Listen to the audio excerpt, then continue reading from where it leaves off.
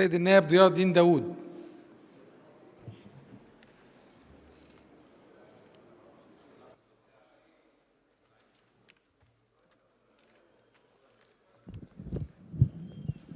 السيد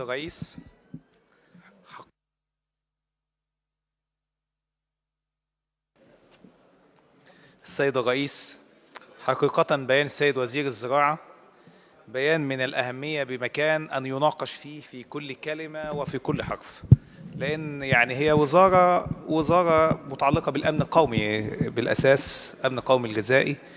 وحقيقة برضو خلينا نكون واضحين، عندنا ملفين شديد الخطورة وشديد الأهمية، سواء صيد حر أو استزراع سمكي. احنا تعاملنا مع السيد الوزير ومن سبقه ممن حملوا هذه الحقيبة في الوزارة، وحقيقة كنا بين شقي رحى وكأننا على ضفتي نهر. وهدي على سبيل المثال ملف الاستزراع السمكي، احنا فوجئنا، بس احنا تجاوزنا النقاط ديت بس عشان احط زملائنا الجدد امام ان ممكن الاداره لما ما تكونش شايفه على الارض تاخد قرارات على ما نستوعبها سويا، يكون تجاوزنا وقتا طويلا، ارهقنا وارهقنا. فوجئنا من 3 سنوات فجأة كده بمناسبة تطوير بحيرة المنزلة قرار ليس له صاحب ولا سلطان بإزالة المزارع السمكية شمال وجنوب الطريق الدولي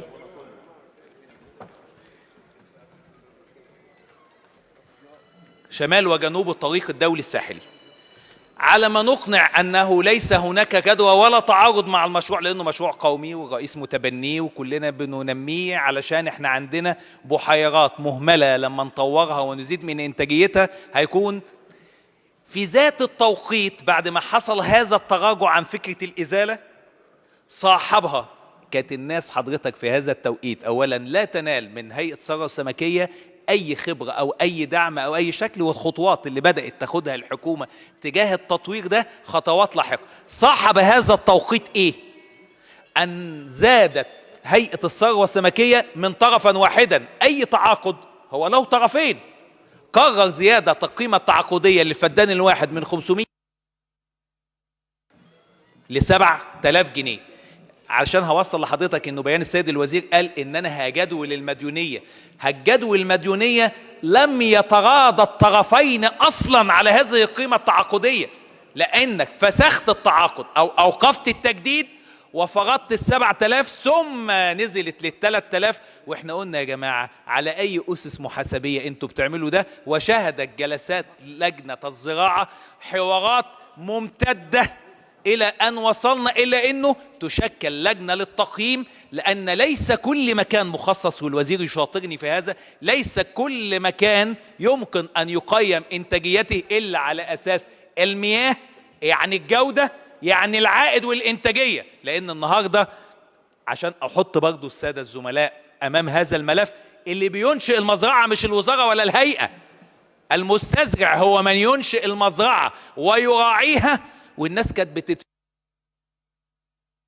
دورة واحدة. اختصار يا فندم. ملف كبير جدا سيادة الرئيس وخطير، وبيان السيد الوزير مهم، وأمن قومي غذائي، واحنا بعد 5 ساعات احنا أمامنا وقت ومتسع ان احنا يمتد بينا أيام نناقش هذا البيان بالذات. ده استثناء من الأصل، علشان بس بقيت أنا عارف والله يا فندم، وأنا بعتذر عن هذه الإطالة، وأتمنى أن أكون غير مخل، لأن أنا لسه ما اتكلمتش عن ملف الزراعة، بتكلم بس في بند واحد اسمه استزراع السمك. البيئة البحرية أصلا، أنهي بس الأول بقصة الاستزراع. احنا عارفين أن في لجنة يراعى فيها أن يكون فيها أعضاء من مجلس النواب وناس ممثلين لأصحاب هذه المصالح، اللي هم دورة الدنيس يا فندم 24 شهر و36 شهر عشان يبقى قدامك 400 جرام سمكة، ناس بتنام وتقوم جنب مزارعها، ولو زادت الحرارة في الجو ممكن يصحى يلاقي مزرعته كلها نافقة أمامه فيخسر. وهنا الدولة ما بتتدخلش لهذا الدعم. قطاع الصيد الحر بحر متوسط أصبح بيئة جرداء، لأن ما عنديش راحة بيولوجية اللي كنا متعودين عليها إنه يقف 3 شهور. بس اوعى سيادة الوزير أو الحكومة تاخد قرار من إنه توقفني. ليه؟ لو وقفت وأنا ما عنديش دعم مباشر للصياد اللي أنا قاعده في البيت، مش يدعوا 200 جنيه و300 جنيه، دول ما يأكلوش حد ولا ال3 شهور ابقى عندي برنامج، لان دي وزاره مرتبطه بوزاره التضامن الاجتماعي ووزاره النقل اللي بتقول ان العائمات ديت بيتفرض عليها شروط مجحفه بنقف ليها ونتصدى، زي القرار 287 سنه 2011 اللي فرض عدد من المعدات لابد انها تحط على قطاع الصيد. نركن كل ده نروح للفلاح هو كمان. الفلاح المصري، هذه كلمات جزء من كل. وانا النهارده كنت سعيد وبيتقدم مشروع من السيد النائب عبد الحميد الدمرداش بانشاء صندوق دعم الفلاح المصري. يعني اخيرا في ناس هتبدا تشوف احتياجات هذا الفلاح ان ممكن يبقى قدامه ازازتين كيماوي، واحده ب 2000 جنيه وواحده ب 200 جنيه، الاثنين مغشوشين. فين الرقابه اللي بتوليها الوزاره واجهزه الرقابه اللي تابعه ليها من ان الفلاح ما يتغشش في مكانه؟ لما اوقف النهارده صادرات الفول وخلي الفلاح اللي فوله في الثلاجات يدخل عليه الموسم الجديد، الفول استيراد من كل بلاد الله لخلق الله، والفول المصري ما بيمثلش من 13 ل 15%، وانا قد يكون الرقم غير دقيق، انما نسبه ضئيله وليست النسبه الكبرى.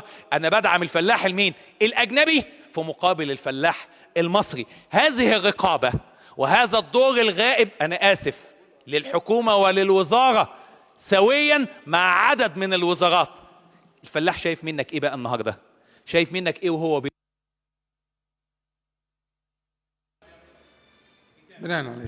ختاما، لان دي ملفات متعلقه بايه؟ زي ما قال زملائنا، ده امن قومي. يعني لو عجز هذا الرجل، يعني الراجل النهارده صاحب المزرعه لو اتحبس انت بتوقف العمليه الانتاجيه. الفلاح، انا راجل بنتمي لمحافظه ساحليه في مناطق فيها شلالات من المياه بتلقى في البحر المتوسط، مصرف جمصة ومصرف الركابية. هذه الأراضي في جمصة وفي أم الرضا وفي الركابية، لما بتعمل أنت محاضر لأصحابها على إنه خالف الدورة وزرع رز، هو ما عندوش طرف إن يزرع حاجة تانية. لما تحط أنت عشان تبصص على المساحة العامة للأراضي المنزرعة في الدولة وخطة ترشيد الملاية في ظل وجود أزمة سد النهضة، فأنت بتعمل ده. لابد أن يبقى عندك قراءة وضعية واقعية، ولا تكون كل المحافظات فيها أمامك كمحافظة واحدة. سيادة الرئيس، الحكومة سواء استمرت أو تغيرت، هذه الملفات لابد أن يتبناها البرلمان ليضع عليها حلولا.